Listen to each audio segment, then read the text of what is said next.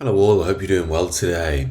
After the news that the UK and the EU are reaching a new deal, you're seeing lots of narratives in the political space at the moment around the post-Brexit world. And I thought it'd be interesting just to break down the lessons that we've actually learnt from this and what this tells us about the future of Britain and Europe itself, which, let's be honest, is on the precipice now.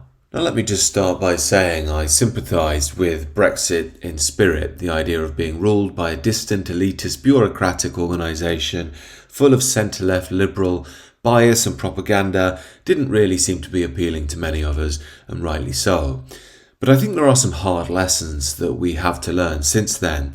Perhaps the main one is there was a sort of boomer myth that Britain could go it alone. Now, don't get me wrong, I don't disagree with that in spirit, but the idea of the sovereign individual nation has turned out to be a bit of a Farageite illusion in the modern world. And this is because, as I explore often on this channel, we are ruled by a globalist system that will have its say whether Britain is in the EU or not. I think this is evidenced by us being effectively punished by the Boris wave of immigration. Let's remember, Brexit was mostly about immigration. People wanted to have control of their borders. It was a final way that the British people thought we'd try and wrestle back control. But I think many of us underestimated the global market and the global powers that be, and that they'd take this lying down. So out go our fellow Europeans who are from what was once Christendom, the French, the Spanish, the pretty blonde Eastern European servers in Pret, and in come the relentless swathes of hordes from the Third World. Why should English people pay for you to have a house? Maybe they give me house, they give me anything I can need, they give me.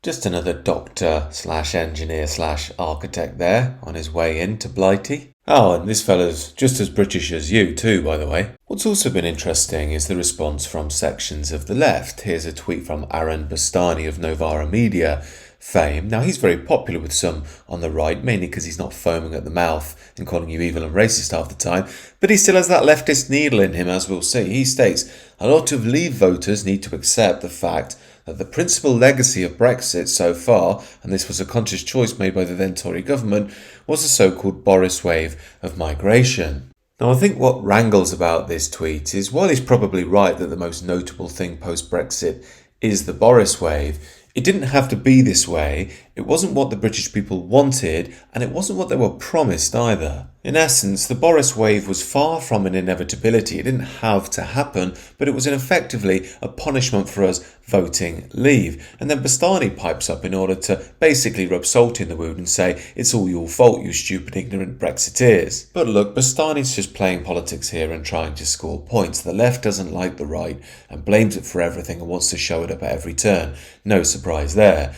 The real question is, what, if anything, now we know we don't effectively have control of our own nations, can we really do? Well, firstly, it seems pointless to pour scorn on any deals we make with the EU. We're going to have to negotiate with them, and I know that Starmer is the ultimate company man who would happily throw us all in jail for having the wrong opinions. To me, it comes back to the core point I make a lot on this channel. The problems we face aren't going to be solved by elections, by ousting Keir Starmer, by Brexit, by reform.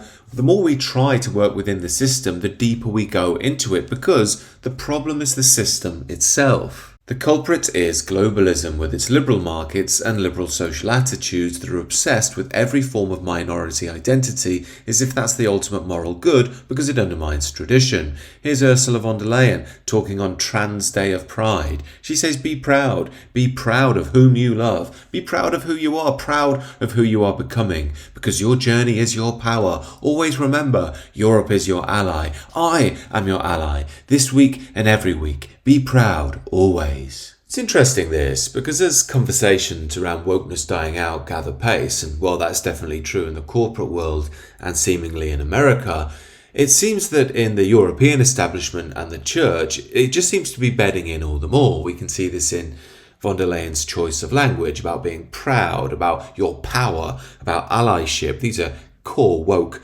coordinates. Effectively, she's saying you should worship the egocentric ideal of minority identity to the pain of European tradition itself. In essence, for her, to be a European is to be anti what Europe really is. So the globalist system will just keep marching on until the European people are rendered a minority in their own continent, which they will tell us is a good thing, by the way.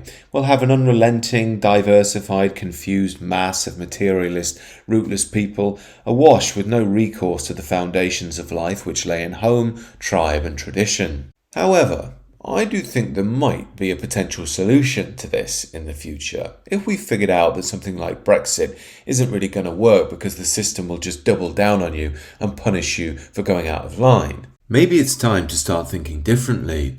Maybe we were just thinking too small before. After all, when you look around Europe, when you look around the whole of the Western world, you realise that other countries are facing exactly the same problems that Britain is. What I mean by that is, they too are suffering mass migration that's undermining the host populations. Their cultures are being shredded. They're losing touch with who they really are, their roots and their traditional way of life. But if we could see that we have collective cause, that we are the grateful benefactors of the Western tradition, and it's up to us to keep it alive, collectively, we could stand a chance against globalist liberalism and see ourselves thrive long into the future. Now, no doubt this will require new ways of thinking, but with the world as chaotic as it is at present, with people feeling like change is on the horizon, and with many people too seeing that the boomer generation is all but almost over with its worldview going with it, there is going to be space for new thinking and new ways of life to be born. That's why at this point I'd be willing to say I'm ready to support a pan-European or even pan-Western movement because the issues we face are on that level. If it's possible to build a globalist liberal version of it, why isn't it possible to build a traditional version of it? Do let me know your thoughts about that down below in the comments. Other than that, if you are interested in personal and spiritual transformation, do check out the sister channel, link down below, it's called The Sacred Way. And if you're new to this channel, please do consider subscribing. Enjoy the rest of your day.